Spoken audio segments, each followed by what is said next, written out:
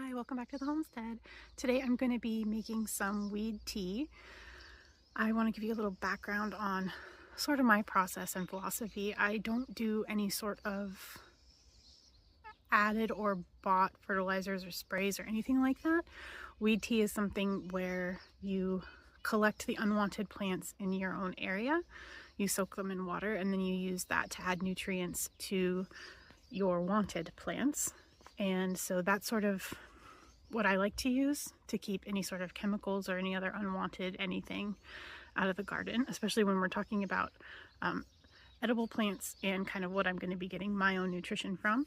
So the other thing to keep in mind is weed tea takes a while to brew. You need to steep it in the water for 4 to 6 weeks ideally, and I tend to do my weed tea pretty strong, so I do a little bit more weed per water than average. And then you can always water it down when you give it to your plants. Like, I generally mix it with a bit of water before I put it in my garden. So the other thing to keep in mind is when you're starting weed tea, for me, once I started, I keep going. So it's almost like succession planting, except not planting. So once I get it going, I'll just keep adding to it over the growing season. So this is the first batch for this growing season, and I'm starting it now because my first frost date is a little under a month away. So I want to be sure that it's ready for my seedlings when they're ready to go in the ground, so they have that extra support and extra nutrients. So what I'm going to be doing today is brewing that up. So I'll go ahead and show you kind of my process, how I do it.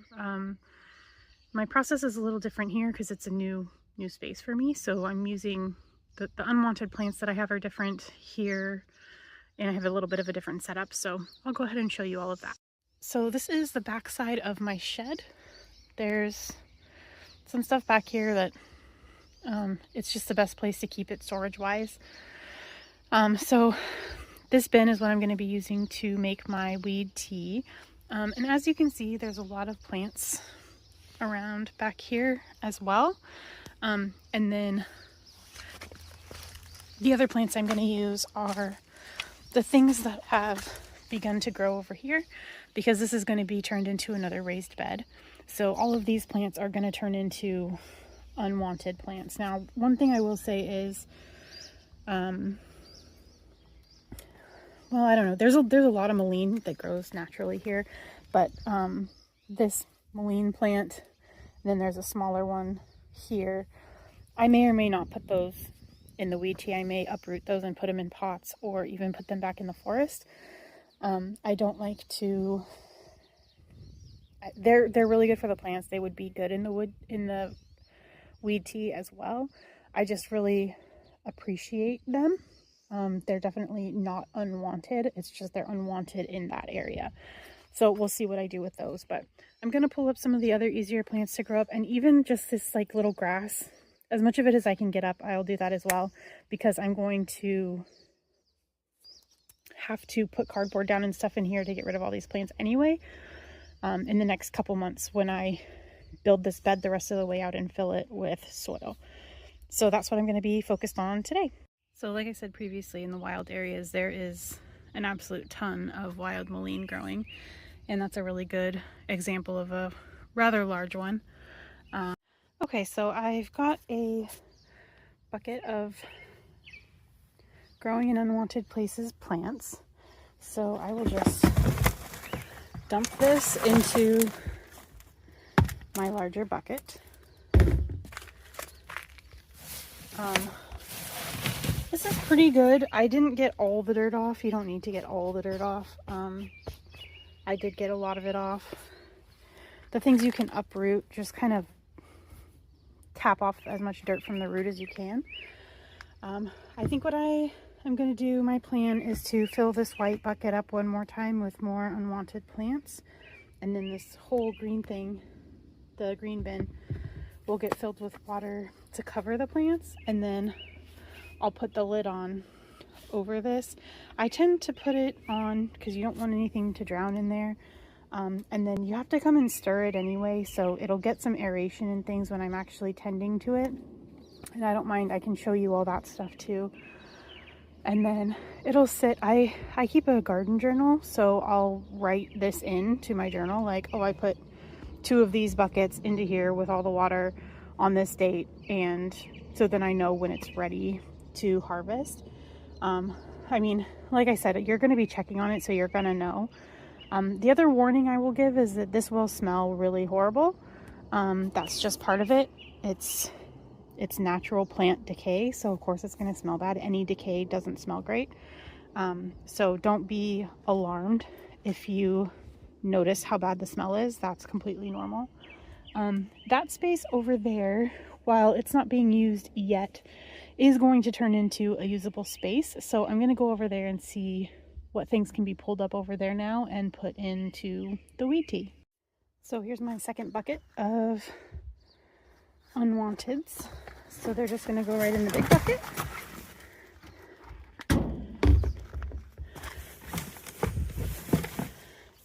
Okay, so that's probably pretty good for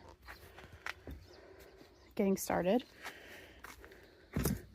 Like I said, I will make more of this throughout the growing season. This won't be enough to get me through the whole season or anything, but there are plenty of other things to pull up. I'm really trying to leave most of the ferns because their root system is really good for keeping the ground steady and intact.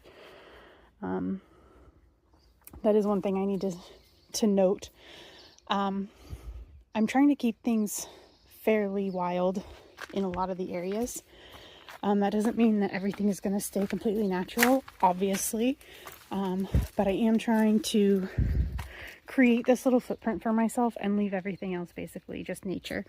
I don't want to have a bigger impact than that on the nature around me, and so that's something that's pretty important to me, to be sure I'm leaving a lot of the natural world intact. Part of one thing that I really enjoy with homesteading is also foraging, which is one of the reasons that I wanted to live somewhere where, you know, as well as gardening, I could also do a lot of foraging. So at some point I will take you around the property and do a foraging video, just show you kind of what there is available. I'm also still learning some of these plants. I have a lot of plant knowledge, but some of these are new to me. So like I said, I'm living in the mountains. Some of the things that grow up here in the mountains are not the things that grow here in the lowlands. So it is still just a bit of a learning curve as well. So what I'm doing now is just filling this with water. I currently do not have an outdoor hose. That is something that I will be getting this summer. But as of right now, I'm trucking my water around. So this process is going to take just a bit of time to get all the water that I need in here. I do have this rain barrel, which I'm sure you noticed while I've been filming. And it has collected quite a bit of water, but there's nothing hooked into it. It's just, you know, it's collected what it's collected. And I've already used that, not all of it, but a lot of it, for the plants that I have. So, but the plan is that this platform is actually going to be turned into like a greenhouse she shed, and then where this shed is actually going to be a sunny porch. So over on that side of the platform is where kind of the she shed greenhouse will be, and it'll be a lot of this. This shed is going to completely move. It's not going to be here at all. It was kind of a temporary solution for some things in the beginning, but it wasn't a very good solution, I would add. I wouldn't get a metal shed again. But anyway, this space is going to change still quite a bit. And so anyway, once that building is in, it'll have gutters that hook into this rain barrel. Once I'm done with the siding up there, that will have gutters that hook into 2 rain barrels, one on each of these back corners. So I'll be collecting a lot more rainwater, you know, by the end of this summer. By the next rainy season, basically, I'll be collecting a lot more. So I have put in, you can see the water level is here. I have put in 2 of my big green watering cans worth of water and 1 of these. And I'm probably just going to do 1 more of these. And then it'll probably be maybe 2 more of those, but it's probably going to be pretty good. And like I said, after that, I'll be putting the lid on. I may try to do the lid a little cattywampus so that it's not all the way sealed down. I don't want anything alive going in here and drowning. You don't want that for a multitude of reasons. So I just need to protect against that. But I'm just going to finish filling it up with water and then I will show you what it looks like. This is about where you want it, or at least about where I want it. So this is going to stay just like this and soak. Probably the other thing I'll do after a few days is come out and kind of take my clippers and start clipping some of this up as I stir it around. And just kind of watch it. You know, the more you do it, the more you're going to learn what works best. So that is where we are at for now. I'm about to open the bin for the second time, I guess, since I showed you what was going on. So you can see things are starting to break down. You can see some of the cellulose on the top. So at this stage, we just mix it around. It is definitely starting to smell, which is not surprising and definitely what happens.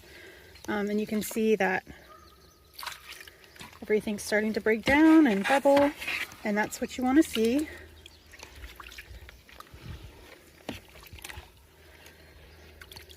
And this has basically been 5 days, I think. 4 days, I guess. And so there's still quite a bit of time left, but that's all you really do. You just stir it around, and then I'm keeping the lid locked on that end, and I'm keeping it loose on this end just so there's a little bit of airflow going through.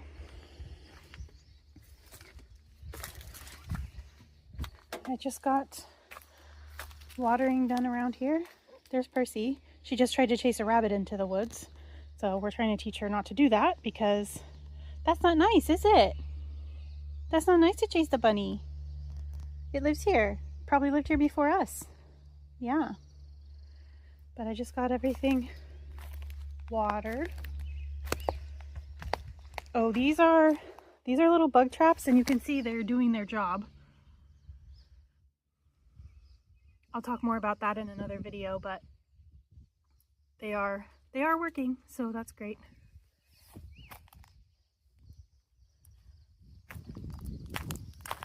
My clematis is gonna open soon. My purple one. The white ones have been open for a bit, but this purple one is going to open soon. I'm really excited about that.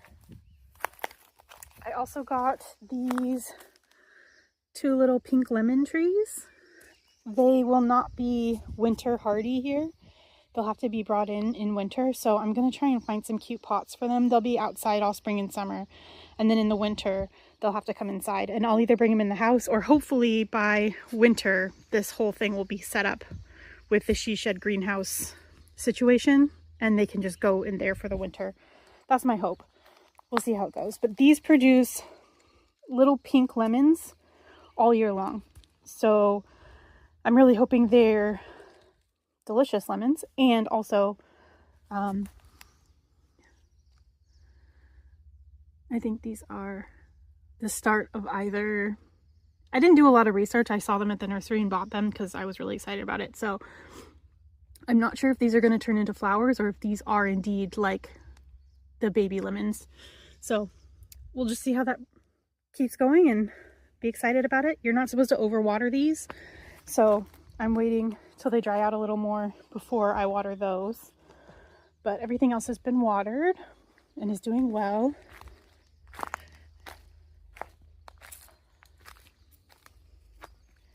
And looking over here, this is butterhead lettuce. There's some spinach And I've also, oh look,